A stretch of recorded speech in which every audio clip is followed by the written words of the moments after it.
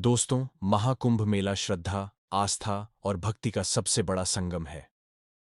यह दुनिया का सबसे बड़ा धार्मिक आयोजन माना जाता है, जहां करोड़ों श्रद्धालु गंगा, यमुना और अदृश्य सरस्वती के पवित्र संगम में स्नान कर पुण्य अर्जित करते हैं। महाकुंभ का आयोजन हर 12 वर्षों में प्रयागराज, हरिद्वार, उज्जैन और नासिक में बारी-बारी से होता है। इस दौरान देश-विदेश से संत महात्मा, नागा साधु, अघोरी और लाखों भक्त उमड़ पड़ते हैं। भारत देश का ऐसा कोई गांव या शहर नहीं जहां से सैकड़ों की संख्या में लोग गंगा स्नान करने नहीं गए होंगे। लेकिन आज की कहानी एक ऐसे नकली साधु का है जो भोली भाली और बेसहारा महिलाओं को अपना शिकार बनता है, जिसके चालते असली साधु भी कलंकित हो रहे हैं। नमस्कार दोस्तों, आज की कहानी रेखा और राजेश का है, जो अपने गांव से रोजी रोटी की तलाश में मुंबई जैसे महानगर गए हुए थे। दोनों पति पत्नी को वहां गए। लगभग 6 महीने का वक्त गुजर चुका था। एक दिन रेखा जो होती है, अपने पति राजेश से बोली, क्यों ना प्रयागराज जाकर स्नान करके आ जाते हैं। हमारा कमाना और खाना तो जिंदगी भर चलता रहेगा। प्रयागराज में 12 वर्षों बाद संगम का मेला लगा हुआ है। चलो स्नान करके आ जाते हैं। राजेश भी सोचा कि अभी ठंड बढ़ गया है, जिसके चलते काम भी एकदम ढीला ढाला है। तुम ठीक कहती हो, चलो घूम कर आते हैं। दूसरे दिन दोनों पति पत्नी मुंबई से प्रयागराज के लिए ट्रेन पकड़े और निकल जाते हैं गंगा स्नान के लिए।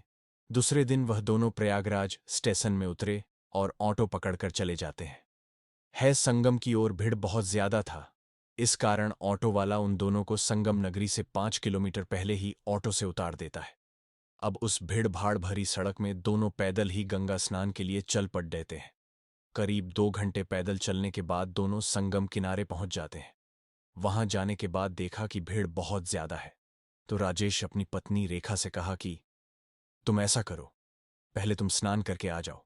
मैं हमारे कपड़े को लेकर यही घाट में खड़ा हूं, क्योंकि कपड़े को यहां छोड़ नहीं सकते। भीड़ बहुत ज्यादा है, किसी के पैरों में पड़े डिढ़ेगा तो कीचड़ हो जाएगा।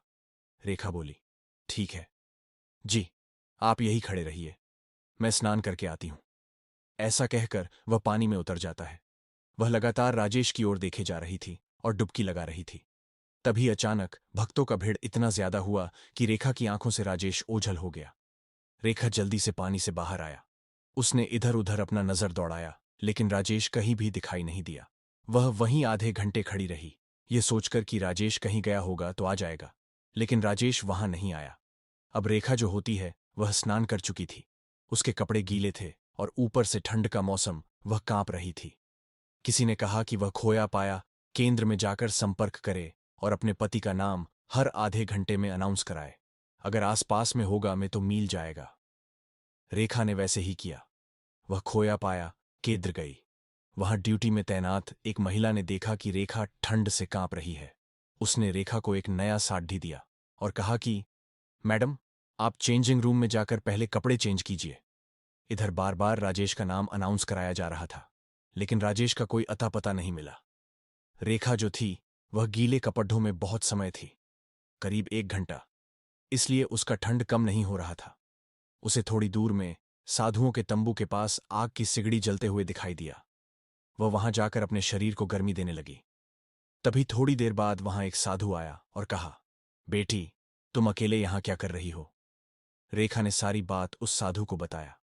वह साधु ने अपना आंख बंद कर कुछ बड़बड़ाया और कहा कि तुम चिंता मत करो बेटी, तुम्हारा पति तुम्हें खोजते होते 2 घंटे में यही आ जाएगा।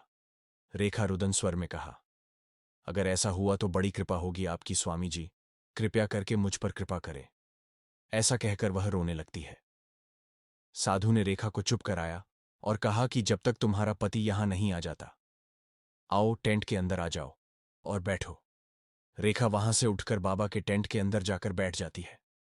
कुछ देर बाद बाबा ने रेखा से कहा कि बेटी, तुम लोगों की शादी को हुए 8 साल हो गए हैं, लेकिन आज तक संतान की प्राप्ति नहीं हुई। ऐसा क्यों। रेखा बाबा के मुंह से ये शब्द सुनकर आश्चर्य रह गई। ये सब स्वामी जी को कैसे पता कि मेरा शादी को 8 बरस हो गए और हमारा बच्चा नहीं हो रहा।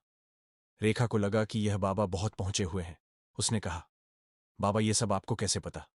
बाबा बोला, सन्यासी है वत्स, हमें सब पता है। रेखा बोली, स्वामी जी कोशिश तो कर रहे हैं, लेकिन लगता है हमारे किस्मत में संतान का सुख नहीं है। अगर आपके पास इसका कोई समाधान है तो कृपा करके मुझे उसका सलाह दे। बाबा ने कहा, तुम फिक्र मत करो, आज से 9 महीने बाद तुम्हारे घर में बच्चे की किलकारी गूंजेगा। ऐसा कहकर उसने रेखा को एक अंगूर का फल दिया और कहा, इसे खा लो। रेखा ने खुशी खुशी उस फल को खा लिया और 5 मिनट बाद उसे नींद आने लगी। वह बेहोशी की अवस्था में जाने लगी। वह वहीं तंबू के अंदर बैठे बैठे उस चादर में लुढ़क जाती है। उसके बाद उस बाबा ने तंबू के चारों तरफ के पर्दे को गिरा दिया और उस बाबा ने हैवानियत की सारी हदें पार कर दी। बेहोशी का फायदा उठाकर उस बाबा ने रात भर रेखा के इज्जत के साथ खेला। 4 से 5 घंटे बाद जब रेखा को होश आया तो वह बाबा से बोली, बाबा, मेरे कमर, जांघ और सिर में बहुत तेज दर्द हो रहा है रेखा। कुछ समझ पति इससे पहले उस बाबा ने रेखा को फिर से एक अंगूर का फल जबरदस्ती खिला देता है। रेखा फिर से बेतहास हो जाती है। वह ढोंगी बाबा फिर से वही सब कृत्य रेखा के साथ करता है।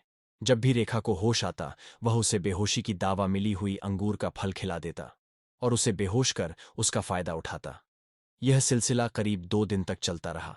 सुबह हुआ वह बाबा रेखा को उस तंबू में अकेला छोड़कर नहाने चला जाता है। उधर रेखा के पति राजेश अपनी पत्नी को खोज खोज कर परेशान हुए जा रहा था। तभी उसके कान में आवाज गई कि रेखा नाम की महिला बिछड़ गई है, वह अपने पत्नी रेखा को यहां आकर ले जाए। राजेश जो होता है वह दौड़कर उस खोया पाया केंद्र पर पहुंचा।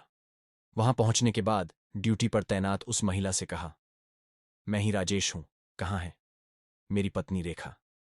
महिला ने कहा कि आज से 2 दिन पहले वह यहां आई थी। सूचना देने उसके बाद पता नहीं कहाँ गई है। तभी उसे याद आया कि वह ठंड के कारण आग तपने गई थी, जिसे दूर बैठा वह ड्यूटी पर तैनात महिला कर्मचारी देख रही थी। वह अपने हाथ से इशारा करते हुए राजेश को बताया कि उसकी पत्नी इस तरफ गई हुई है और बोली, चिंता की कोई बात नहीं, कोई पहचान वाला मिल गया होगा तो वह वहीं रुक गई होगी। चलो, मैं भी साथ में चलती हूं तुम्हारे। ऐसा कहकर वह महिला कर्मचारी और राजेश दोनों उस साधुओं के एरिया में चल देते हैं। सुबह का समय था। सभी तंबुओं का पर्दा खुला हुआ था। वही एक तंबू ऐसा था जिसके चारों तरफ के पर्दे खुले हुए थे।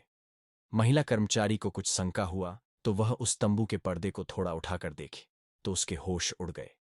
रेखा जो होती है वह बेहोश और अर्धनग्न अवस्था में उस तंबू के अंदर पड़ा रहता है। वह तुरंत समझ जाती है कि मामला क्या है। उसने राजेश से कहा कि क्या यही तुम्हारी पत्नी है राजेश? ये सब देखकर रोने लगता है। राजेश वहीं पास में पानी से भरा एक गिलास का पानी को रेखा के सिर में छिड़का। उसे थोड़ा थोड़ा होश आया, लेकिन उस दवाई का असर उसके शरीर में इतना हुआ था कि उसके आंख नहीं खुल रहे थे।